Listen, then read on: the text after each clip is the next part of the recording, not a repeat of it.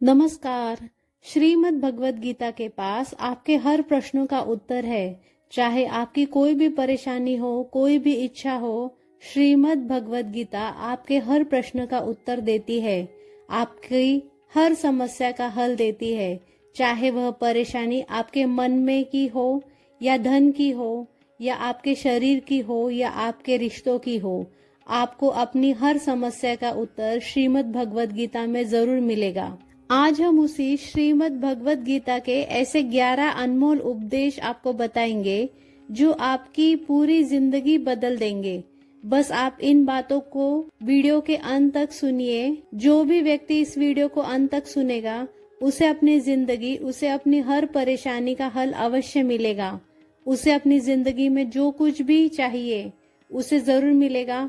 श्रीमद् भगवत गीता का सबसे पहला उपदेश यही है कि अगर कोई आपका अपना है या कोई आपसे बड़ा है तो उसका अपने प्रति गलत व्यवहार कभी भी सहन नहीं करना चाहिए। यह गीता का उपदेश हमारी जिंदगी से भी जुड़ा है। हम भी अपने मन की अधिकतर तकलीफों को यह सोचकर जिंदगी भर सहते रहते हैं कि यह तो मेरा अपना है, यह तो मेरा बड़ा है, इसको हम कैसे कुछ कह सकते हैं। अगर हम नहीं सहेंगे, कुछ कह देंगे तो हमारे रिश्ते खराब हो जाएंगे, हमारे रिश्ते ही समाप्त हो जाएंगे। पर सोचने की बात यह है कि उस व्यक्ति को आप अपना कैसे मान सकते हैं जो आपकी तकलीफों की वजह हो। अपना तो वह होता है जो हमारी तकलीफों को दूर कर दे। तो गीता का यह उपदेश है कि किसी को भी अपना फायदा मत उठाने दो, किसी को भी खुद पर जुल्म मत करने दो, क्योंकि आप जितना सहेंगे लोग आपको उतना ही सहने के लिए और मजबूर करेंगे। गीता का पहला अध्याय जिसका नाम अर्जुन विषाद योग और दूसरा अध्याय जिसका नाम सांख्य योग है, उसके आरंभ में अर्जुन ने श्री कृष्ण के आगे अपना दुख प्रकट किया है कि हे केशव, मैं कौरवों से कैसे युद्ध कर सकता हूँ, यह सब तो मेरे अपने ही है। मैं कैसे भीष्म पितामह और द्रोणाचार्य से युद्ध करूंगा, क्योंकि वो दोनों मेरे पूजनीय हैं। इसलिए इन गुरुजनों को मारने से तो अच्छा है मैं भिक्षा के अन्न को खाकर अपना जीवन का गुजारा करूं। और जिन कौरवों से मैं युद्ध करने जा रहा हूँ, वह सब धृतराष्ट्र के पुत्र मेरे भाई ही हैं, मेरे अपने ही हैं। इन सबको मारने से अच्छा है कि मैं सन्यासी बन जाऊं। तो श्री कृष्ण ने अर्जुन से कहा कि यहाँ कौन अपना है और कौन पराया है। जो अधर्म करता है उसके साथ युद्ध करना तुझे मोक्ष और मुक्ति देगा। तू अपने इस मन के मोह को त्याग दे, नहीं तो सारा जग तेरी निंदा करेगा, तुझे डरपोक कहेगा। बात अपने पराये की नहीं, बात धर्म और अधर्म की है, बात सही और गलत की है। अगर तू गलत को सहेगा और उसका अंत नहीं करेगा तो गलत करने वाले को और बल मिलेगा, वो और भी गलत करेगा। इसलिए मन के मोह को त्याग करके तू युद्ध कर। महाभारत की एक और कहानी भी है। जब अर्जुन के पुत्र अभिमन्यु की युद्ध में मृत्यु हो जाती है, तब अर्जुन बहुत दुखी होता है, रोने लगता है। वह श्री कृष्ण से कहने लगा कि मेरा पुत्र अभिमन्यु मर गया है, मैं यह दुख बिल्कुल भी सहन नहीं कर सकता, मैं भी अपने आप को समाप्त कर लूंगा। फिर भगवान श्री कृष्ण उसे आत्माओं के लोक में लेकर गए, जहां अभिमन्यु आनंद से बैठा हुआ था। क्योंकि उसने क्षत्रियोचित व्यवहार किया, इसीलिए उसे उत्तम पद की प्राप्ति हुई। जब अर्जुन अभिमन्यु के पास रोते रोते पहुंचा, अपने पुत्र को देखकर अर्जुन बहुत प्रसन्न हुआ। उसे गले से लगाकर कहने लगा, हे पुत्र, तेरे बिना तो मैं जी ही नहीं सकता, मैंने तो अपने जीवन की आशा ही त्याग कर दी है। तो अभिमन्यु कहने लगा कि आप कौन हैं? अर्जुन बोला, मैं तेरा पिता हूँ, तू मेरा पुत्र है। अभिमन्यु कहने लगा कि कौन पिता कौन पुत्र, मेरे हजारों जन्म हुए हैं, किसी जन्म में आप मेरे पिता बनते हैं और किसी जन्म में मैं आपका पिता बनता हूँ। आत्मा का कोई माता पिता नहीं होता। जब अर्जुन ने देखा कि मेरा पुत्र मुझे पहचान नहीं रहा, तो उसका सारा मोह खत्म हो गया। इसलिए गीता के इस उपदेश को ठीक से समझ लो कि यहाँ कोई अपना पराया नहीं है। जो बुरे वक्त में, तकलीफ के वक्त में हमारा साथ दे, सिर्फ वही अपना है। बाकी सब पराये हैं। गीता का दूसरा उपदेश यह है कि जो चला गया है कभी उसका दुख मत करो, और जो आने वाला है उसकी बिल्कुल भी चिंता मत करो। जब महाभारत का युद्ध चल रहा था तब अर्जुन ने श्री कृष्ण से कहा कि अगर यह युद्ध हुआ तो करोड़ों लोग मारे जाएंगे। जो सैनिक और योद्धा इस युद्ध में मारे जाएंगे उनकी स्त्रियों का क्या होगा, समाज कैसे आगे बढ़ेगा, और भी बहुत सी बातें हैं अर्जुन ने विस्तार से कही है। तो भगवान श्री कृष्ण ने कहा, अशोच्यानुशोच्यत्वं प्रज्ञावादांश भाषसे गतासून गताशुंच नानुशोचन्ति पंडिता। श्री कृष्ण बोले, हे अर्जुन, तू बड़ी बड़ी ज्ञानियों जैसी बातें करता है, लेकिन जो सच में ज्ञानी होता है वह जो मर चुका है, जा चुका है, एक दिन जाने वाला है, उनकी चिंता नहीं करता, उनका दुख नहीं करता। तेरे हाथ में कुछ भी नहीं है, तू चाहकर भी कुछ नियंत्रित नहीं कर सकता। जीवन और मरण यह तो प्रकृति की नियति है। इसलिए जो ज्ञानी होता है वह किसी के मरने पर रोता नहीं है। ज्ञानी जन ना ही बीते हुए कल का शोक करते हैं, ना ही आने वाले कल की चिंता करते हैं। इसीलिए जो होने वाला है वह होकर ही रहता है, और जो नहीं होने वाला है वह कभी नहीं होगा। ऐसा निश्चय जिसको समझ में आ जाता है, जिसकी बुद्धि में आ जाता है, उसे कभी कोई चिंता नहीं सताती, कोई दुख नहीं सताता।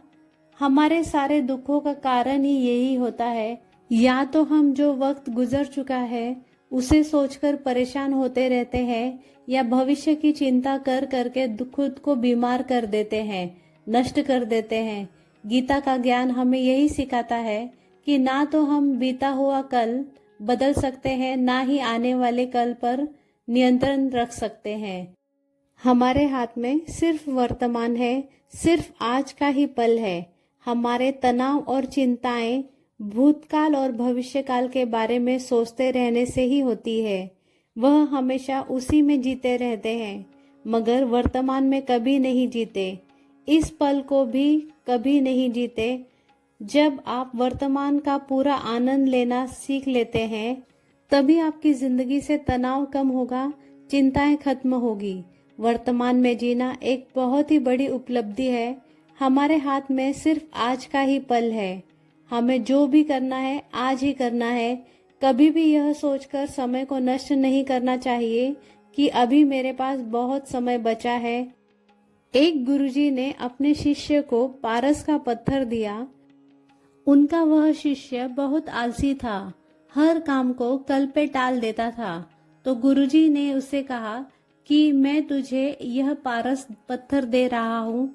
इस पारस पत्थर से तू लोहे को भी स्पर्श कराएगा तो लोहा स्वर्ण बन जाएगा, सोना बन जाएगा। और यह पारस पत्थर मैं तुझे 1 महीने के लिए दे रहा हूँ।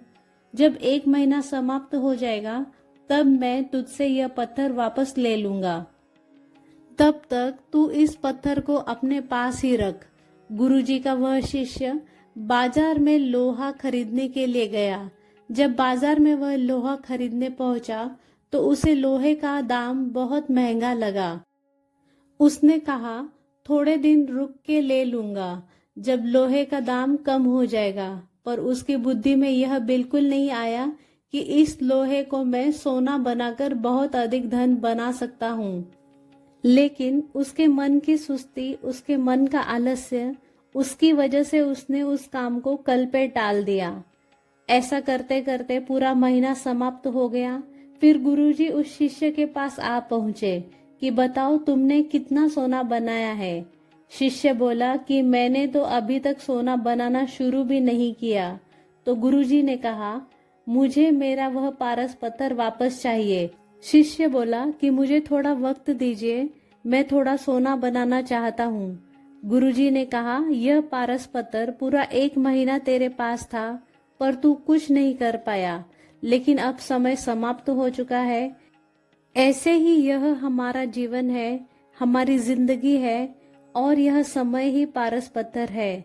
हम समय को एक एक पल से अपने जीवन को सोना बना सकते हैं, लेकिन हमें लगता है कि हमारे पास बहुत समय बचा है।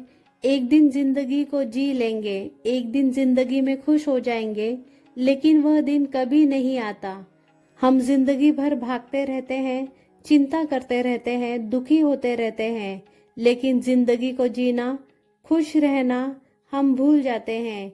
इसीलिए गीता का ज्ञान हमें यह सिखाता है कि आप आज में जीना सीखो, इस पल में जीना सीखो। गीता का तीसरा उपदेश यह है कि मौत से डरना बिल्कुल व्यर्थ है।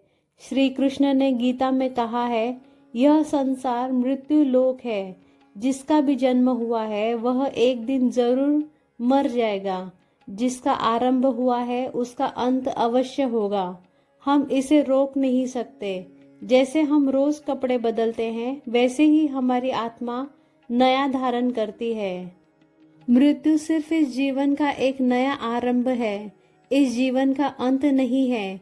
आत्मा कभी भी नहीं मर सकती, ना ही उसे कोई मार सकता है। लेकिन मौत का डर मनुष्य को सबसे ज्यादा लगा रहता है। मौत का दुख भी इंसान को सबसे ज्यादा होता है। एक पेड़ में दो पंछियों का जोड़ा रहता था। उन दोनों को एक दूसरे से बहुत प्रेम था। उन्होंने साथ जीने मरने की कस्में खाई थी। एक दिन वहां एक शिकारी आया और उसने एक तीर चलाकर वहां पेड़ पर बैठे मादा पक्षी को मार दिया। तो वह अकेला नर पक्षी रोने लगा, मैं तुम्हारे बिना कैसे जी पाऊंगा। तुम्हारी जगह मेरी मृत्यु आ जाती, मेरा जीवन तुमको मिल जाता। वह रो रो कर बहुत विलाप करने लगा। इतने में उस शिकारी ने दूसरा तीर चलाया और उस नर पक्षी को भी मार दिया। वास्तविकता में यह कहानी हमारी ही है। हम भी रोते रहते हैं जब कोई मरता है, लेकिन हमें यह नहीं पता कि एक न एक दिन हमारा भी जीवन समाप्त हो जाएगा। हम भी उसी मृत्यु के पेड़ पर बैठे हैं, लेकिन शरीर का मिटना हमारा अंत नहीं है। श्री कृष्ण ने अर्जुन से कहा कि हे अर्जुन, तेरे और मेरे अनंत जन्म हुए हैं, तुझे कुछ याद नहीं है, लेकिन मुझे सब याद है। जो व्यक्ति इसको समझ ले कि मैं यहाँ इस संसार में कुछ समय के लिए ही आया हूँ, उसकी जिंदगी में सारे झगड़े, सारे दुख, सारी चिंताएं समाप्त हो जाएगी। जब इस संसार से जाना ही है तो दुख किस बात का। पहले के जमाने में साधु महात्मा पैदल यात्रा करते थे। यात्रा करते करते वह एक नगर में पहुंचे। वह महात्मा बहुत थक चुके थे। उस नगर में उन्होंने एक महल देखा और उन्होंने उस महल में जाकर विश्राम करने का सोचा और वह महल में जाकर सो गए। जब उस महल में वहां का राजा पहुंचा तो अपने पलंग पर उस महात्मा को सोता देखकर वह हैरान हो गया। राजा उस महात्मा से पूछने लगे कि तुम मेरे महल में कैसे घुस आए और मेरे बिस्तर पर क्यों सो रहे हो। महात्मा कहने लगा कि यह तुम्हारा महल है, मुझे लगा यह धर्मशाला है। तो राजा ने कहा, आपको मेरा महल धर्मशाला कैसे लगा। महात्मा ने राजा से प्रश्न किया कि तुमसे पहले इस महल में कौन रहता था। वह राजा बोला, मुझसे पहले मेरे पिता यहाँ पर रहते थे और उससे पहले मेरे दादाजी यहाँ पर रहते थे।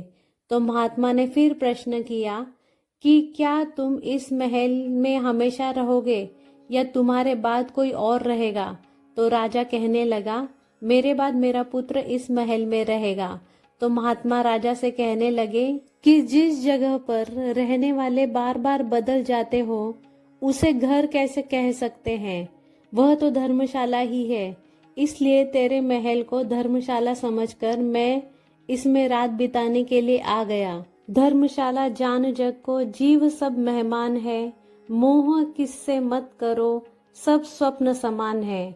यदि हम भी इस बात को समझ ले कि हम यहाँ पर कुछ समय के लिए ही आए हैं, आनंद करने के लिए आए हैं, खुश रहने के लिए आए हैं, तो हमारे सारे दुख समाप्त हो जाएंगे। जब हम अपना मोह यहाँ जमा लेते हैं, अपना दावा यहाँ जमा लेते हैं कि यह मेरा है, मैं इसे छोड़ नहीं सकता, इसके बिना मैं जी नहीं सकता, तो हमारा जीवन दुखों से भर जाता है। इसीलिए जीवन में मृत्यु का भय त्याग करके जीवन का प्रतिपल आनंद लेना चाहिए। गीता का चौथा उपदेश, मन और विचारों को नियंत्रित किए बिना जीवन में कभी शांति और सुकून मिलने वाली नहीं है। अर्जुन ने श्री कृष्ण से कहा कि मेरा मन सही गलत कुछ नहीं जानता, फिर भी मेरे विचार और मेरा मन मुझसे नियंत्रित नहीं होता। मैं जो करना चाहता हूँ वह नहीं कर पाता, और जो नहीं करना चाहता हूँ वह मेरा मन मुझसे जबरदस्ती करवाता है। इसलिए बेचैन हो गया हूँ, मुझे शांति प्राप्त नहीं हो रही। तो कृष्ण ने अर्जुन से कहा, उसके लिए तुझे अपने मन और विचारों से दूर होकर अपने मन और विचारों को सही दिशा में ले जाने का अभ्यास करना होगा। यह एक दिन का काम नहीं है। जब तक तू अपने मन और विचारों की गुलामी का त्याग नहीं करता, तब तक तुझे जीवन में कभी शांति नहीं मिलेगी। एक राजा था, वह बहुत बेचैन और परेशान रहता था। एक दिन वह अपने गुरुजी के पास गया और उनसे कहने लगा कि मेरा मन बहुत बेचैन है, मैं बहुत परेशान हूँ। मैंने पूरे संसार को जीत लिया है, पर कुछ मेरे पास नहीं है। मैं खुश नहीं हूँ, मेरे मन में सुकून नहीं है, शांति नहीं है। तो गुरुजी ने राजा से कहा कि तुम्हारे नगर में अगर कोई ऐसा व्यक्ति है जिसने सुकून को प्राप्त कर लिया है, शांति को प्राप्त कर लिया है, तुम उसका एक बार कुर्ता पहन लो तो तुम्हारे जीवन में भी शांति आ जाएगी। राजा बहुत प्रसन्न हो गया। यह बहुत आसान काम है। वह अपने राजमहल में आया और सभा में वह सबसे कहने लगा कि आप लोगों में से जो भी शांत हो चुका है, जिसे सुकून मिल गया है, वह अपना कुर्ता मुझे दे दे। वह बदले में जितना भी धन मांगेगा मैं उसे दूंगा। सब लोग एक दूसरे का मुंह देखने लगे। पैसे का लालच आया, लेकिन सबको एक दूसरे की सच्चाई पता थी, क्योंकि किसी की जिंदगी में शांति और सुकून था ही नहीं। सब सर झुकाकर वहां पर खड़े हो गए। फिर उस राजा ने पूरे नगर में ढिंडोरा पिटवा दिया, जिसे भी शांति प्राप्त हो चुकी है, सुकून प्राप्त हो चुका है, वह मेरे पास आके अपना कुर्ता दे दे। वह जितना कहेगा उसे मैं उतना धन दूंगा। लेकिन एक भी व्यक्ति ऐसा नहीं मिला जिसे शांति प्राप्त हो चुकी है। वास्तविकता में जब कोई मरता है तब हम कहते हैं कि वह फला व्यक्ति आज शांत हो गया। कभी किसी जिंदा इंसान के लिए नहीं सुना है कि जीता जागता इंसान शांत हो गया है। राजा के सैनिक पूरे शहर में ढूंढते रहे, फिर उन्हें पेड़ के नीचे एक महात्मा तपस्या करते दिखा, जिसके चेहरे पर शांति थी, सुकून था। वह सैनिक उस महात्मा के पास आकर पूछने लगा कि क्या आपने शांति प्राप्त कर ली है, सुकून प्राप्त कर लिया है? महात्मा ने कहा, पूरी तरह से शांत हूँ। तो सैनिक उसे राजा के पास ले आए। राजा ने उस महात्मा से प्रश्न किया कि क्या आपको शांति और सुकून प्राप्त हो चुके हैं?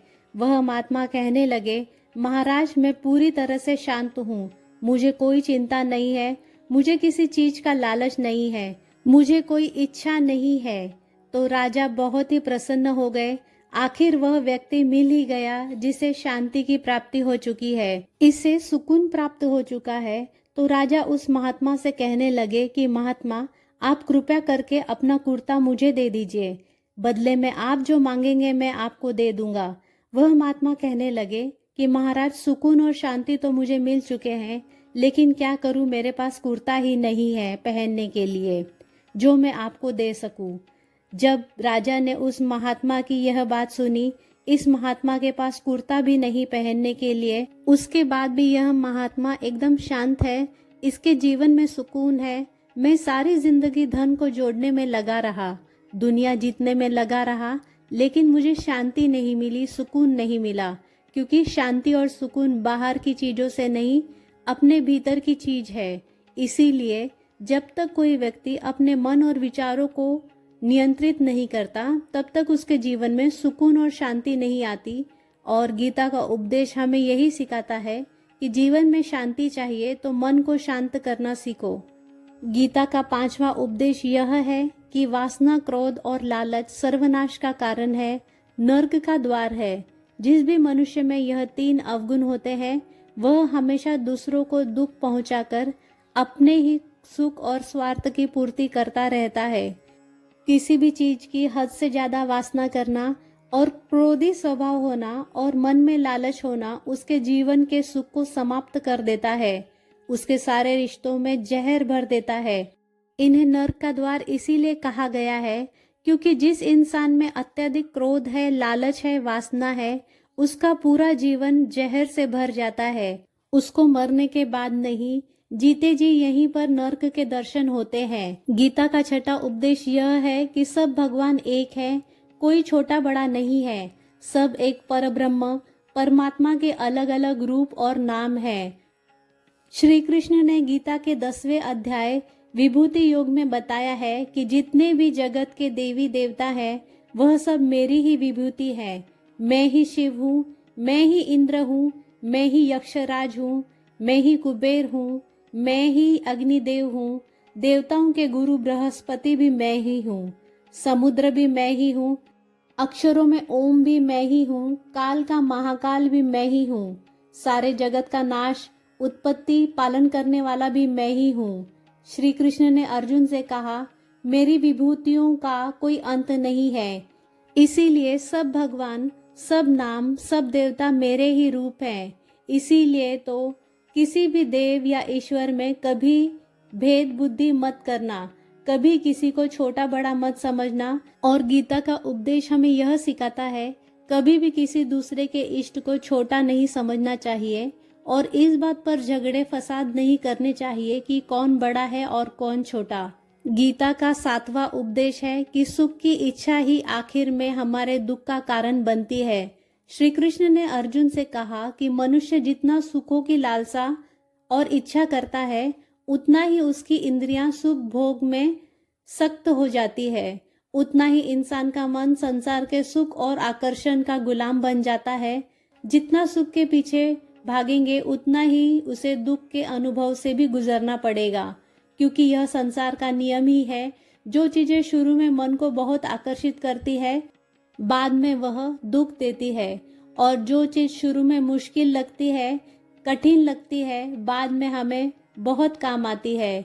गीता का 8वां उपदेश यह है कि जो भी मनुष्य दुनिया के सारे सहारे छोड़कर सिर्फ भगवान को ही अपना सहारा मान लेता है, उसकी हर जरूरत वह ईश्वर पूरी करता है, उसकी हर प्रकार से रक्षा वह परमात्मा ही करता है। अनन्या चिंतयन्तु माम ये जना पर्युपासते तेषां नित्यभियुक्तानां योगक्षेम वहाम्यहम्। जो भी व्यक्ति मुझे अपना सहारा मानता है, उसका योगक्षेम वहम्यम करता हूँ।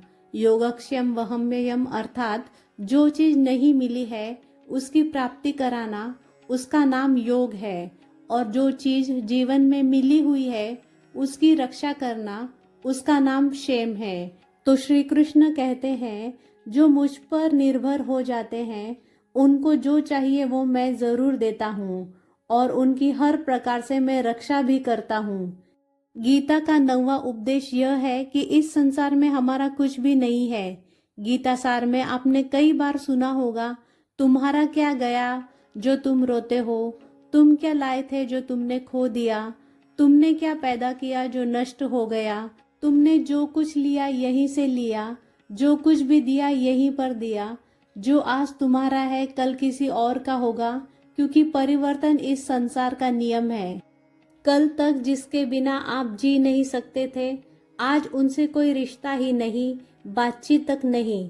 कहाँ गए वह जीवन भर के सारे रिश्ते, वो सारे मित्र जो साथ जीने मरने की बातें करते थे, आज पता भी नहीं कि वह लोग कहाँ चले गए। यह संसार परिवर्तनशील है, सब लोग यहाँ बदल जाते हैं, हर रिश्ता यहाँ बदल जाता है, और तो और हमारा शरीर भी हर दिन बदलता रहता है। बचपन से जवानी, जवानी से बुढ़ापा, और एक दिन यह शरीर हमारा साथ छोड़ देता है।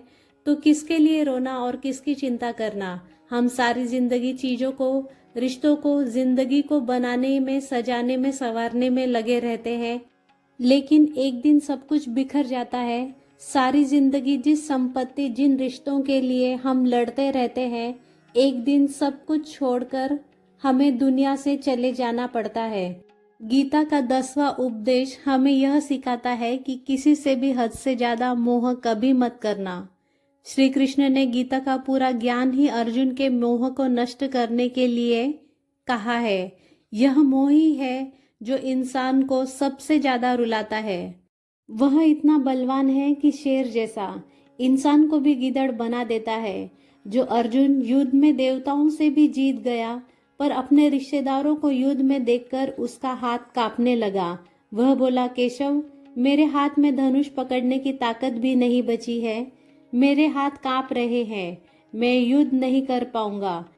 यह मोह इतना कष्टदायी होता है जिसकी पीड़ा न सह पाने के कारण कई लोग अपनी जिंदगी खत्म कर देते हैं, आत्महत्या कर लेते हैं कि उस व्यक्ति के बिना हम जी नहीं पाएंगे।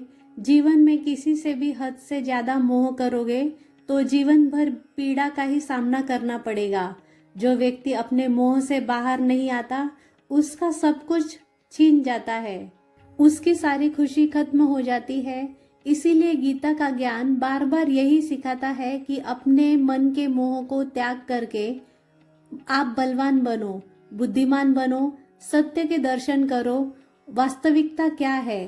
क्योंकि हमारा मोह हमें हमेशा झूठ ही दिखाता है, झूठ पर ही विश्वास दिलाता है और दिल में झूठी उम्मीदें जगाता है। यही हमारे दुखों का सबसे बड़ा कारण है। हम मोह ही कर लेते हैं, हम लोगों से उम्मीदें लगा बैठते हैं, पर वास्तविकता बिल्कुल अलग होती है। लोग वैसे नहीं होते जैसे हम मान लेते हैं, जैसा हम समझ लेते हैं, क्योंकि मोह के कारण हमें सच्चाई नहीं दिख पाती, लोगों का असली चेहरा नहीं दिख पाता।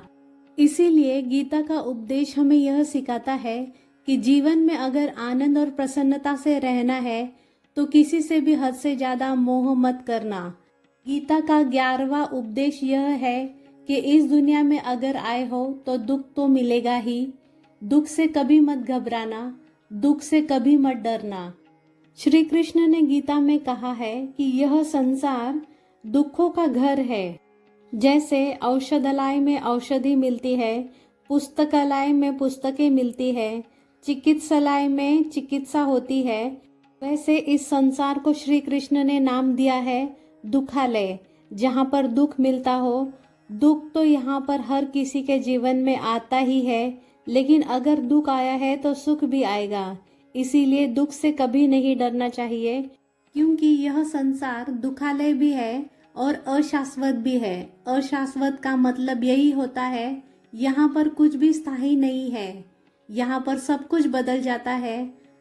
दुख सुख में बदल जाता है, सुख दुख में बदल जाता है, सम्मान अपमान में और अपमान सम्मान में बदल जाता है, खुशी दर्द में, दर्द खुशी में कभी भी बदल जाती है, जीत हार में और हार जीत में। यहाँ कुछ भी बदल सकता है, कुछ भी स्थायी नहीं है। ना ही हम स्थायी है, ना ही हमसे जुड़ी कोई चीज यहाँ पर स्थायी है, क्योंकि यह संसार अशाश्वत है, शाश्वत नहीं। यहाँ पर सब कुछ बदलने वाला है, यहाँ कुछ भी स्थायी नहीं रहेगा, तो आपका दुख भी स्थायी नहीं रहेगा। इसीलिए दुख से कभी नहीं डरना चाहिए। गीता का यह उपदेश हजारों साल पुराना है, लेकिन आज भी नए से नया है। पूरे विश्व में गीता को सबसे ज्यादा पढ़ा गया है और सबसे कम समझा गया है। श्रीमद् भगवद गीता के यह उपदेश अगर कोई व्यक्ति ठीक से समझ ले और उसे अपनी जिंदगी में उतार ले, तो यह पक्की बात है कि वो अपनी जिंदगी में जो चाहे वह हासिल कर सकता है। अपने जीवन की हर समस्या से वह एक पल में बाहर आ सकता है। श्रीमद् भगवद गीता के इस दिव्य उपदेश को हमें बार बार सुनना चाहिए, हर रोज सुनना चाहिए। जब भी जीवन में कोई चिंता हो, परेशानी आए, तो एक बार इस उपदेश को जरूर सुन लेना और मन में यह विश्वास रखना कि गीता का यह उपदेश आपकी जिंदगी की हर परेशानी में आपको राह अवश्य दिखाएगा। आज की वीडियो में बस इतना ही। अगर आपको वीडियो पसंद आया हो तो प्लीज लाइक एंड शेयर करिए और मेरे चैनल को सब्सक्राइब करिए। Thank you.